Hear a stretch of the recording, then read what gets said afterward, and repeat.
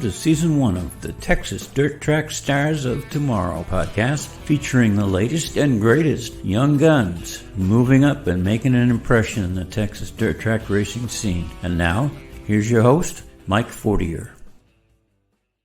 Hey guys, how y'all doing? Hey, looking forward to this show. We've got Ingram, Texas's Kyle Kirkland joining us. Before we get there, though, I always want to start out by just reminding everybody the purpose of this show.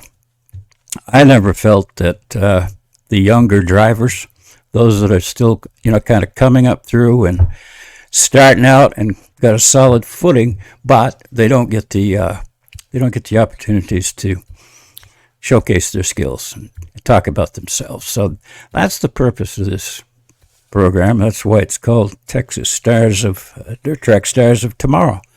I would have called it Stars of Tomorrow, but might as well stick with dirt track because there are no asphalt tracks anyway. So what the hell? They're all dirt track stars. Anyway, enough said, I guess. I did want to mention that Ray Doyon was scheduled at the last minute to be on last week's show and then had to cancel at the last minute. He had an announcement, and that announcement was the Wednesday night race they've added to the schedule this summer, August, 14th, I think. So that's pretty exciting. That's pretty cool. Like I said, it's been a long dry spell for most of us here. So anyway, without any further BS, say hi to Kyle. How you doing there, buddy? Hey, Mike, how's it going? It's going good. It's going really good. So, what you been doing? You been working on your car a lot? When it's not too hot in the shop, I have. We work kind of later days, so getting out in the shop during the day it's pretty tough, especially right after work. So, but at nighttime, we do. Yep. Now you're running, just so everybody knows, you're running the factory stock class, yes? Yes, sir. The number 18 factory stock. Okay. Tell us a little bit about that car. I mean, what's the chassis? What is it? It's a Punisher chassis running an open motor, WRC motor. It seems to be doing really good for us this year. Yep. Yeah. Yep. I was looking at your, let's see, I was looking on My Race Pass. All kinds of good information out there. Y'all try to encourage you folks to all go out and add as much information to your profile out there as you can. Yes. It's very useful. I know you're 30 years old. Yep, 30 and years I know old. you live in Ingram. Yeah. I didn't update my race pass, so. Yeah. Well, it's good. I mean, it's good stuff. It gives people like me some insight into the drivers. But yeah. Yes, sir. So, so you've run, you've had a pretty good season. You've had, see if I can pull that up a second here. You've had several top 10s, top 5s, you name it. But so you're doing pretty well.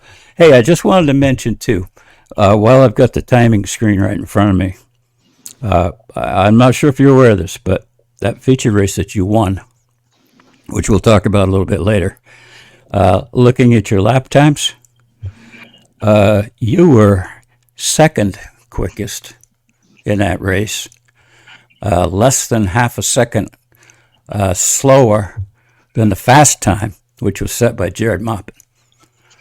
Gee, so that's pretty good, dude. Yes, sir. That's pretty good.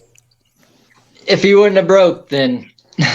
Yeah, well, you know what? That's racing, man. That's you can't look at that and say, well, I don't like winning them that way or none of that shit. You just gotta take it, man, because it's take it as they come. Take it as they come. So you've where have you raced anywhere other than I-37 this year? I haven't. I've actually only ever raced at I-37 Speedway. Okay. How long have you been racing? This is my 5th year. Okay, cool.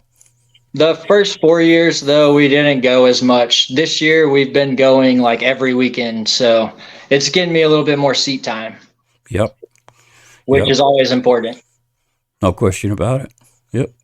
You plan on finishing out the season there? Yes, sir. Plan on finishing out the season there. Then hopefully in the winter months, maybe go to like South Texas Race Ranch. I know like in December, they got a show that's kind of big money to win. So I kind of want to make it to there. Right. Right. Try expanding out. Yep. That's great. Try to hit the big money shows as you come up through, so to speak. Right. Yes. That's You know, I guess that's where you make a name for yourself is the big money shows. yeah. I mean, yeah. I guess so. You're going to be running with the best of the best, most likely. I can't think of too many guys that got a lot of money that don't run well. So, Right. you know, there's always a lot of good competition at those Yes, deals. sir. What's your take on I-37 so far this year? How you feeling? It's a great track. I enjoy every bit of it. I think early on when they took that track over, they had a tough time figuring out the track maintenance prep, and getting it right. But man, I think between Chris and Johnny, They got it figured they've out. got it nailed. They have got it nailed. Yeah, It's a and good you're track. and there's always going to be variances. I mean, it's never going to be the same. Yeah, dirt. It's dirt. That's right. And I know a few races back, track was pretty slick, and we tore up quite a few cars that night. A lot of complaints about the track being slick. I said, well, it's slick for everybody, not just you. Yeah. So, kind of puts it more in the driver's hands, I think. Oh When yeah. a track is like that. You got a preference for track surface? I've come to like the slick just because I've drove on it more. So the night that it was tacky, I think it was like the second night that we ran, it was really tacky, and I didn't like it.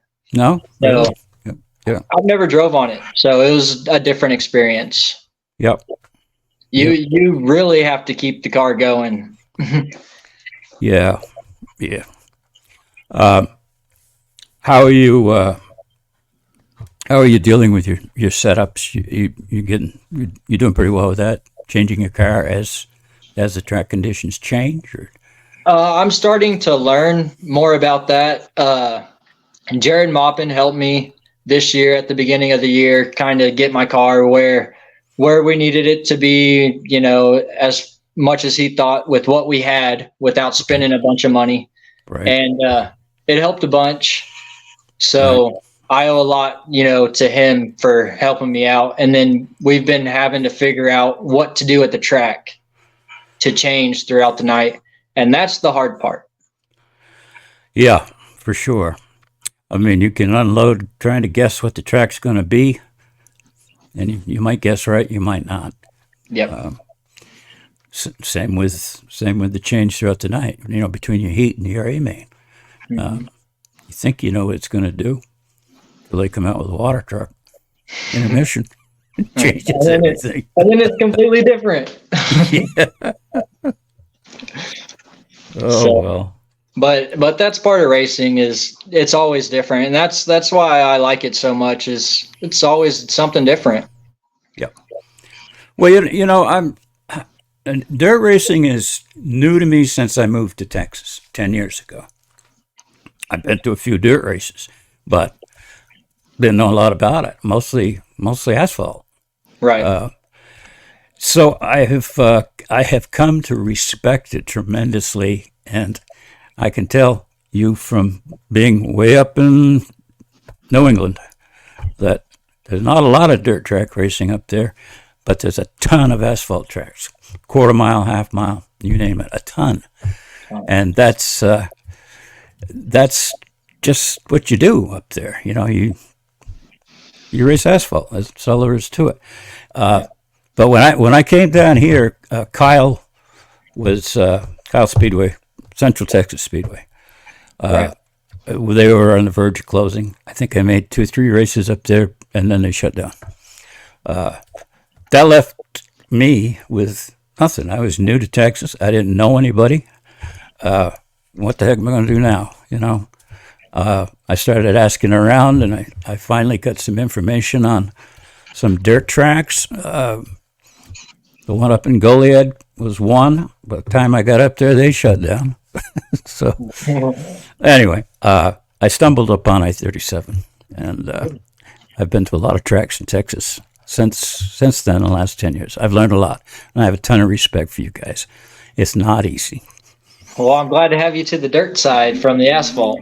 Yeah. Well, you know what? I really like it. I mean, I don't like getting dirty, but hey, shit, whatever. Come on, it washes off. That's right. That's right. That's right. Yeah, slinging mud. But, Yes, sir. we had that massive rainstorm July 6th down there. I'm sure you were there, right? Yeah. Oh, my God. What Yeah, a mess. That's the night that my car got tore up. And Oh, okay. So Yep. one lap and I hit a tire and tore up like $700 worth of stuff. So Yeah. that's what I'm in the process of fixing right now. Yep. That's unfortunate. Those tractor tires can kill you every time.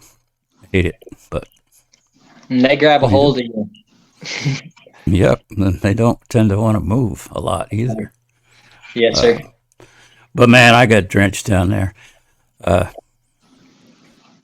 It is what it is. But We made it out just in time. I have a camper down below that I sometimes stay in, and I had decided that night to stay there. When I got to the track, I said, "Shit, I'm just going to stay here tonight." So I had my truck was down there.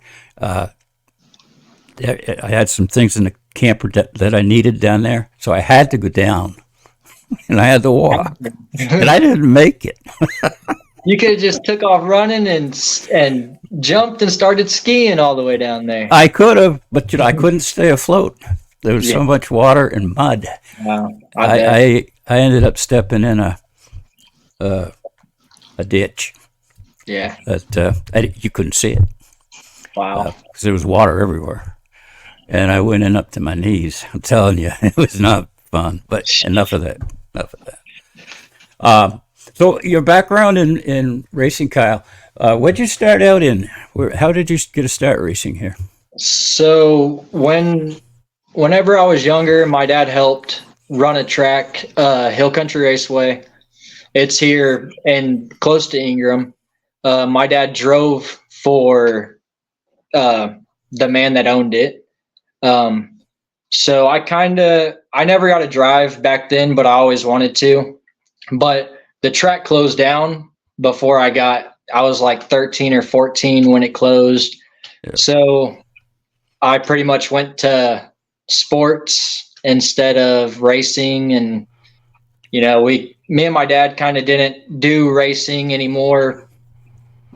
When I was in middle school and high school, we didn't really do racing. We sim race all the time. Okay. But as far as actual racing, we didn't do none of that until I got out of school. My uncle is Benny McRae. He raced back at Longhorn Speedway, Austin Speedorama, and Pan American Speedway, I think is what it was called. I've heard that. Yeah. So he used to race back then, and he's always been a big inspiration since I was young because, growing up, my dad racing, and then, he's actually my dad's uncle. He's my second uncle, but so he's just been a big inspiration that's where my number 18 comes from, because that's his number. And I thought I'd bring that back. So I started racing. My dad was racing right whenever I-37 opened back up. Then something happened with his back, and he asked me one night, "Hey, you want to race the car?" Mm-hmm. And I've been doing it ever since. So yeah, that's cool. So that was about 5 years ago, I think you said. Yes, sir. 5 years Something ago. like that. And you've did you start out in the factory stocks Yes, sir. or pure stocks? at the time, perhaps? It was kind of transitioning over. We just started running the slick tires. Okay. The first year that I ran was the first year they ran slicks. Okay. So Okay. Yeah. Yeah. So you're right. They were right in between factory stocks, pure stocks, and factory stocks. I guess if I remember right. Yes, sir. I've owned a few cars down here, we were running a pure stock, and we kind of got asked, if you will, to test the F-45 takeoffs or pull-offs on that car one night, and we did, and they worked pretty well. So I'm not saying that's why they went to F-45s, but yeah, I remember that time frame. They grew. Sure. Yeah, surprising as heck. And what's funny is because my dad hasn't ran them yet. He has a car put up, but he hasn't got to run it because we've been focusing on me a little bit more. So he got sick whenever he very first got that car, and he's way better now. But right when he got it, he got sick and just never took it out. And then he was like, well, let's just focus on you, and we'll start going racing more. So hopefully he brings his car out, but he hasn't got to run on those slicks yet. So I'm excited for that. Okay. Yep. That's cool. What are your career goals, if you have any? I mean, what do you want to do? You want to just keep doing what you're doing? Do you want to move up another class someday? So I want to move up. When I was little, my goal was to race sprint cars, but as I get older, I realize that it's a little bit way out there. Yeah. And the work, man, it's so much work on these cars. People don't realize how much we put in. I mean, think about it. We go to work and then we come home and work on the cars. So, but I want to move up. I don't want to move up and race another class, though. If I move up, I want to just move up because, man, 2 cars, 3 cars, 4 cars, no way. Oh, that's a lot. I know it. It is, and I don't know how some of these guys do it, but yeah, I mean, it's one thing to be able to maintain and set up each one of those cars because I mean they're different. Yes, sir. And it's another thing to figure out how to drive them. I mean, because they're different, each one. But anyway, yeah, good for you. There's plenty of opportunity. Man, there's a lot of tracks around here, dirt tracks. So many tracks. There really are. And they're all really good. Yep. I just hope that everybody appreciates that. I don't like to see anybody bad-mouthing a racetrack for any reason at all. But no. It happens. I mean, that's what you get with social media. You get the good and the bad. All it does is run the track down, and then what happens if they're not open? Then nobody races. That's right. So That's right. So it's better just if you do have a problem with the track, it's better just to kind of let it wash itself out. Yep. Have a conversation with Ray or Mike or Chris. And remember, everybody's human and everybody makes mistakes. So I don't. No, sir. No, never. Not me. So I may not always be right, but I'm never wrong. I'm only kidding. You know that. Right? You won't admit that you're wrong, just like I won't. Right. I just wasn't right. Well, good. So, talk to me about your victory a few weeks ago, June 15th at I-37 Speedway. Talk about your heat race. How'd that all go? The heat race, man, after the heat race, I told my dad, I said, we got a bullet tonight. I said, we're coming for him. He said, you don't want to change anything. I said, maybe. No, I don't want to change nothing. He said, okay, how about we add a pound to the right rear? I said, okay. and I guess it was just a little bit tight. So we were trying to free it up just a little bit. Right.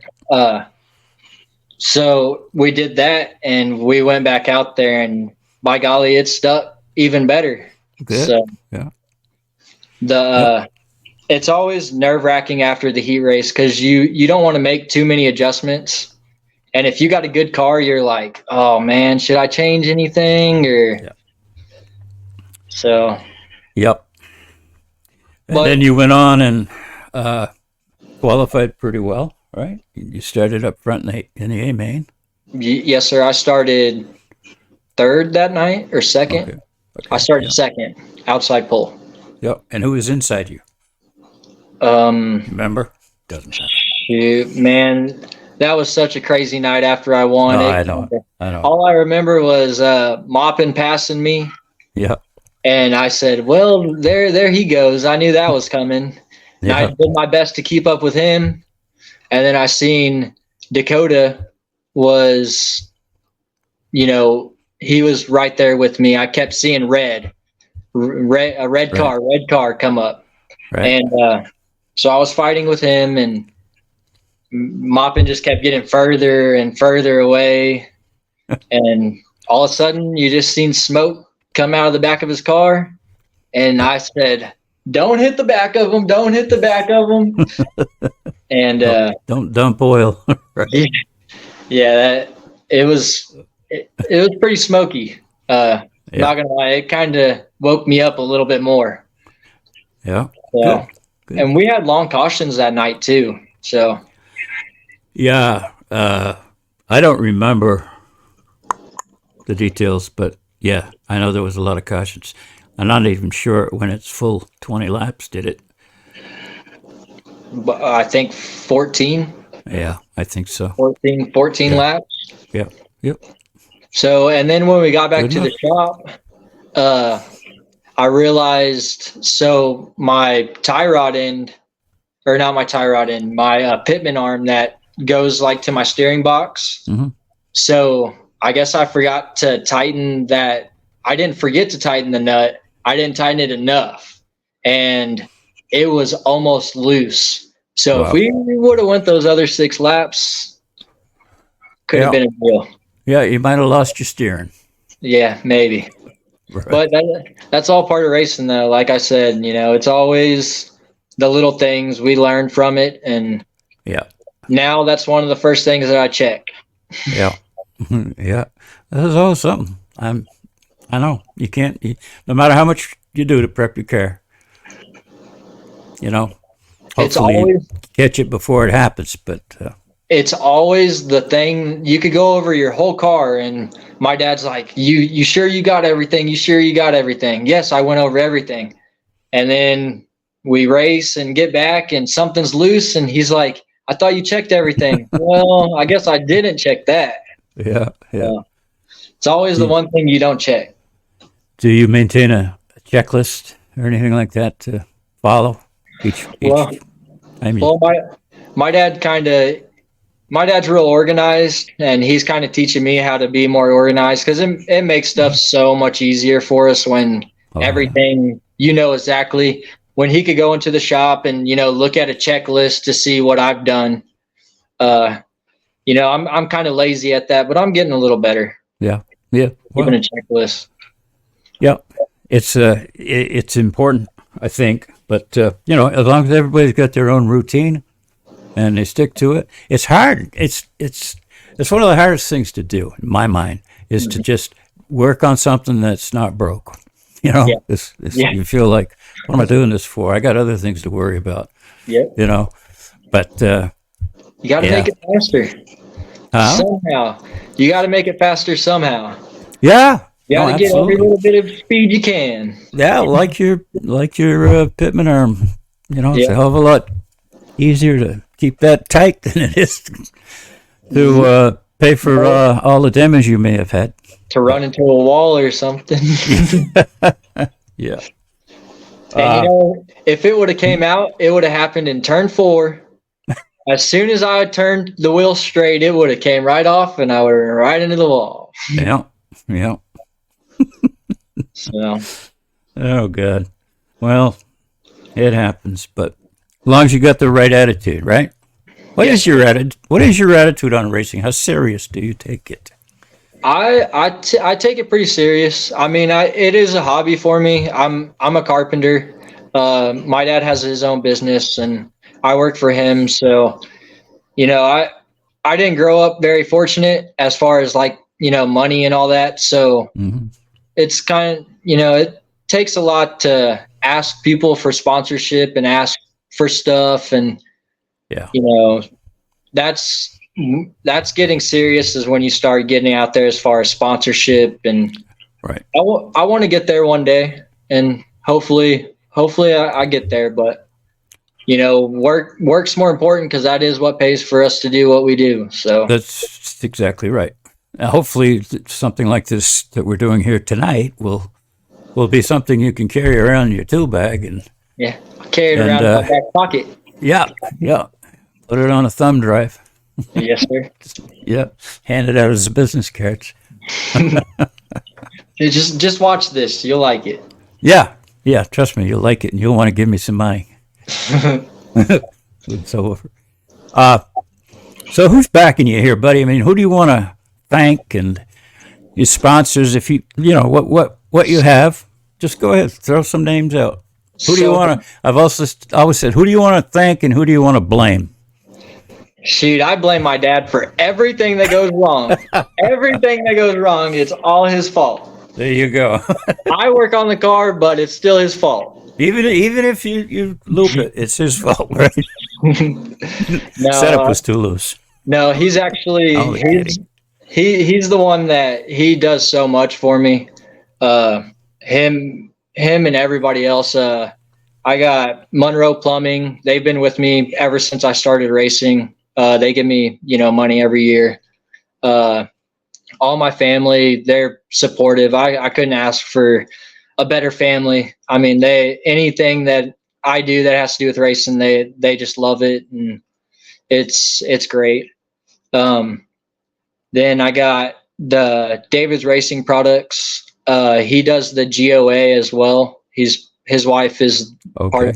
part of the GOA, and the CW Warriors, all the stuff that they do for the veterans, and which that's really cool that they do that. Mhm. I hear they got some other stuff in the works to get some of them veteran drivers, or get some of those veterans a chance to drive. I've heard that too. Yeah, That that's so cool. it is. Yeah. It's very cool. Yeah, I'm real lucky to be a part of somebody that Yeah. does stuff like that. Yeah. Um, Yeah. I got like I said, Jared Moppin. He helped me a ton at the beginning of the year, just setting up the car. Lowry Plumbing.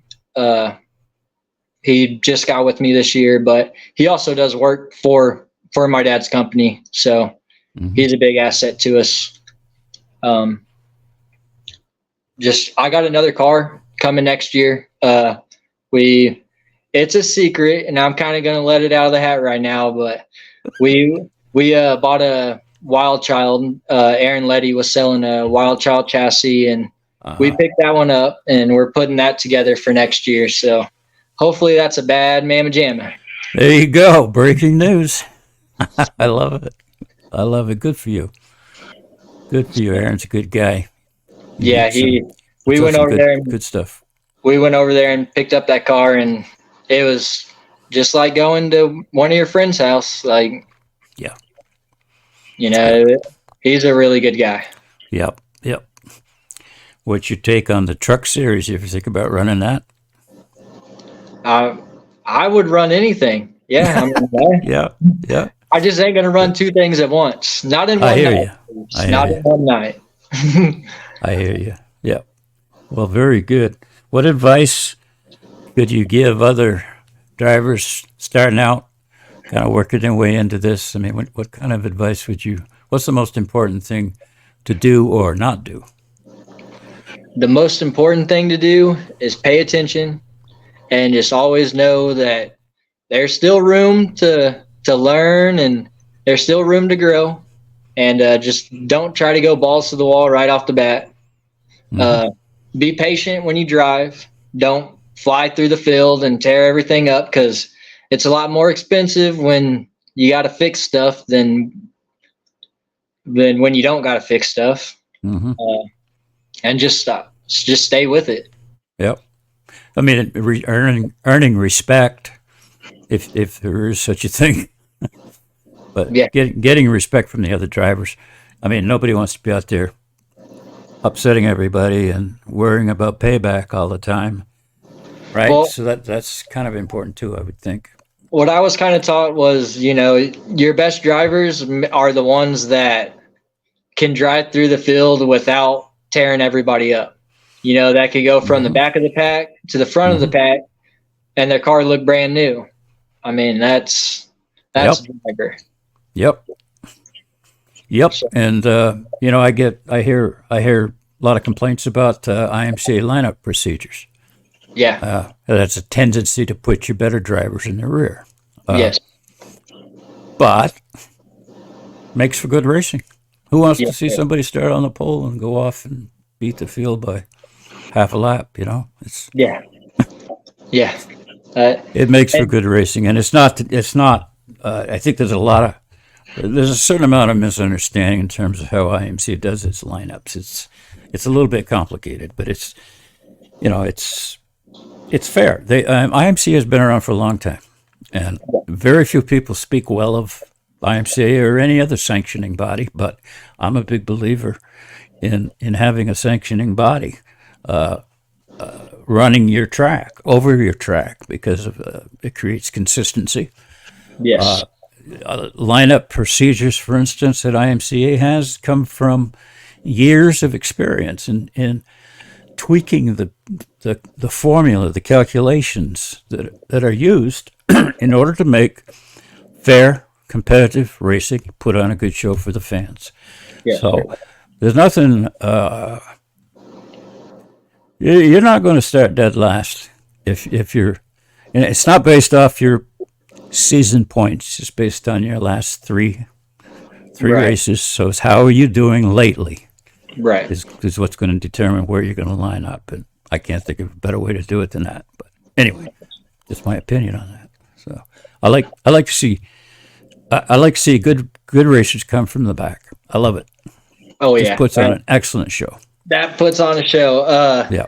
And that reminds me, because I have my dad's friend. He's a really good friend of mine too, and he helps a bunch with what we do. And his name's Mark Pravarnik. And when I was younger, I remember him. He would drive from the back to the front, and man, it was so cool to watch. Yeah. But he also is another one that helps me if he has the shop right next to us. So anything I need, he's right there. Anything I ask, he's right there. So that's another Very big one good. that I need to. That's awesome. He definitely helps a bunch. Yep. That's awesome. Well, But he would drive from the back to the front. yeah. I love it. Hey, anything else you want to talk about, Kyle? Or I would just say, thanks to all the people at 37. That's the only track I've raced at. So, thanks to all the people that volunteer and make that place go, because without y'all, we wouldn't have that. And I mean, that's a big thing, because not only is it Ray and Michael and like you, Chris, everybody, it's their families too. Their families are a part of that, and that's right. That's a good family right there. That's right. They do a great job. It's people. Anybody will tell you this has been involved in running a track at some capacity, at some level. People don't appreciate. Not that they don't appreciate, but they just don't really understand or know how much work is involved. I mean, Right. I'm telling you, Ray and Mike, they got a lot of time invested in this, and Chris works his tail off. Yeah, and Unbelievable. I mean, it doesn't just show up 7:00 race night and go home at midnight. He's just working tremendous hours. And as I understand, they all have day jobs too, right? Oh yeah, I mean, absolutely. man, Ray and Mike are running a business, running businesses very Yeah. successfully. Chris works. Yeah, it's hard. Right. It's hard. I mean, I'm retired. Right. I have a passion for racing, and I've been working with the computers and things like that all my life. Well, again, I said that again. They didn't have computers all my life. Half of your life. Only half of it, right? So with my passion for racing and my time available, I love it. It's cool. I get frustrated as hell at Yeah. times. Well, we all do. So not just you drivers. Yes, sir. Yeah. So I would want to give a big shout out to them. That's what they do is a lot of, like you said, a lot of people don't appreciate it, and I don't think they don't. It's not that they don't appreciate it. They just, it's kind of like that saying, you don't know what you got till it's gone. That's right. So That's right. You got to live it to Yeah. really understand it. And hey, whether they're making money or not, they're working their butts off. that's Trying. what it's And about. that's what it's all about, giving us a place to race. Yes, sir. And God bless them. Let's keep doing it, man. Yes, sir. Okay, well, hey, good job, man, and I really enjoyed speaking with you. It's Yes, sir. Me too. Thanks for having me on the show. I appreciate it. You're done. You're welcome back anytime, buddy. And if you think of anything, let me know. Cool. I'll see problem you at at all. the track. And hopefully anybody watching this, y'all come check out the track and support it, and Yep. let's give them hell. Yep. Go over in the pits and see Kyle. Yes, sir. You're all welcome after the races are over, if you don't have a pit pass. So anyway, okay. Thank you, buddy. Thank you. We'll talk to you. Be good. Yes, sir. Thank you. You too.